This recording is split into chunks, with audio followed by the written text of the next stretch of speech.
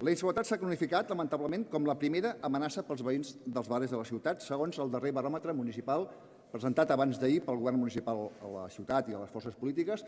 on es destaca que el 27,7% dels barcelonins consideren la inseguretat com la principal preocupació dels barcelonins, de la gent que viu i treballa aquí. També dels visitants estrangers, que també són víctimes d'igual manera o encara més escreix dels actes delictius. O volem deixar enrere, com deia abans, amb aquest nou full de ruta, el que ha passat aquests últims 8 anys a la ciutat.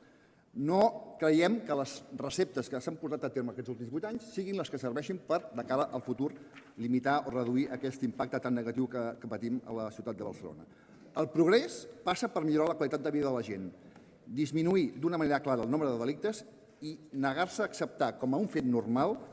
que un 80% de les víctimes d'un fet delictiu desisteixin, com passa ara,